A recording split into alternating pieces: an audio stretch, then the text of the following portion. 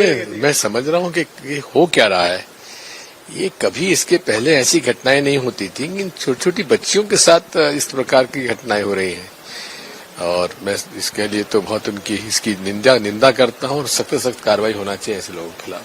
1800 करोड़ से ज्यादा की ड्रग्स तक भोपाल में पकड़ाई गई है सर, लगातार झाबुआ में भी। ये पूरे मैं तो हमेशा से कहता रहा हूँ, भारतीय जनसंघ के जमाने से मंदसौर नीमच के लोगों में अफीम की खेती होती आ रही है। तब से अधिकांश जो इसमें शामिल रहते हैं वो भारतीय जनसंघ और भारतीय जनता पार्टी के लोग से उनके संबंध रहे हैं और इसलिए मैं तो सन 80 के दशक से इस बात को कह रहा हूं कि मेरा बस चले तो मध्य प्रदेश से अफीम की खेती बंद करवा दूं। इसकी बड़ी आलोचना भी मेरी हुई।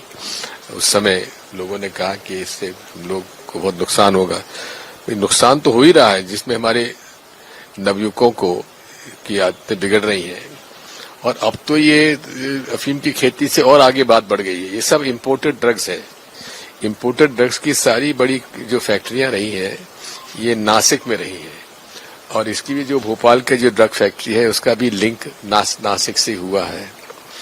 तो नासिक में अधिकांश जो लोगों की फैक्ट्रियां हैं वो किसी न किसी तरह सूरत से और गुजरात से जुड़ी हुई हैं। यदि आप देखेंगे कि ये एमडी की गोलियां जो 8-10 हजार में मिलती थी, जो मुझे बताया यहाँ पर, वो अब 20-20 हजार में मिलने लगी और बड़ी आसानी से डॉक्टरों के क्लिनिक से बट रही है और हूटर गाड़ियों में ट्रांसपोर्टेशन हो रहा है। हूटर की गाड़ियां किसकी हैं?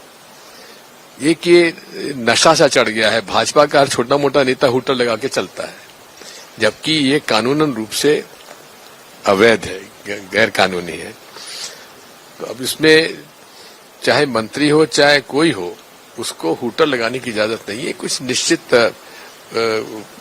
लोग हैं जिनकी गाड़ियों में हूटर लगने की इजाजत होती है। बिहार में भी सर देख रहे हैं कि शराबबंदी है, लेकिन 20 लोगों की शराब से ही जहरीली शराब से ही बात ये, जहां जहां शराब बंदी है वहां शराब ज्यादा से ज्यादा बड़ी आसानी से मिल जाती है।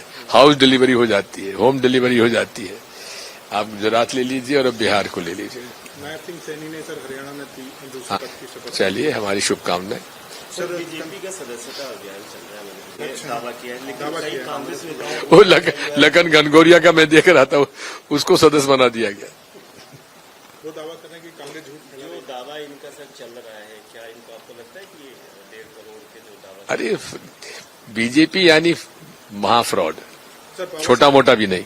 बाबा सिद्दीकी की सर जिस तरीके से हत्या कर दी गई है और जिस गैंग का नाम है मणिपुर में, देखिए उसको लिंक में उससे नहीं करना चाहता, क्योंकि जहां तक कनाडा सरकार का सवाल है, खुलेआम उन लोगों को शरण देना जो कि भारत में खालिस्तान बनाने के लिए प्रयास करते हैं, ऐसे लोगों को तो कनाडा को बिल्कुल शरण नहीं देना चाहिए। और मैं इस बात को कहना चाहता हूं कि इसमें खुलेआम जो खालिस्तानी वहां पे प्रदर्शन करते हैं, ये कनाडा सरकार को अपनी धरती पर दूसरे देशों के वो लोग जो कि यहाँ के बंटवारा चाहते हैं, ऐसे लोग शरण देना नहीं चाहिए। फिर भी जो वहाँ के नियम और कानून है उनका पालन होना चाहिए।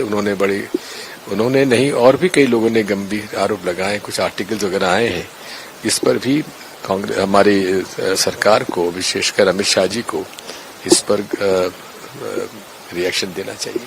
यूपी में सर एनकाउंटर हुआ है, 2 लोग अभी, मुझे पता नहीं कहाँ एनकाउंटर। आज मैं तो एनकाउंटर के खिलाफ हूँ। सर ये नेता है सुप्रीम कोर्ट की मूर्ति, हाँ, जो मूर्ति लगी चेंज हुई है, तलवार हटा के वहाँ कॉन्स्टिट्यूशन लगाया गया। अच्छी बात है, इसमें क्या दिक्कत है? जमीन को लेकर के सर दावा किया है, पार्लियामेंट नई संसद। बात ये है, वक्फ का कानून है और वक्फ का कानून जो है उसमें उन्होंने कोई संशोधन प्रस्तावित किए हैं जिसमें कि हमारे अल्पसंख्यक समुदाय को आपत्ति है। अब उसकी क्या क्या आपत्ति कहाँ पर है, उसमें तो हमारे प्रतिनिधि लोग उसमें हर पार्टी के उसमें है। भाजपा के अलावा जो इंडिया अलायंस है उसके लोग भी हैं, इधर MIM के ओवैसी साहब भी हैं। तो इसलिए इस बात को वो विस्तार से देखेंगे, इस पर मैं अभी कुछ नहीं कहना चाहता। हरियाणा इलेक्शन को लेकर के जो शिवसेना के विरोधी की सूचना उसके कुछ नेताओं ने आपत्ति ये ली थी, ओवर कॉन्फिडेंस में हरियाणा चुनाव कांग्रेस लड़ी, क्या अब इसका तो विश्लेषण हो रहा है। धन्यवाद।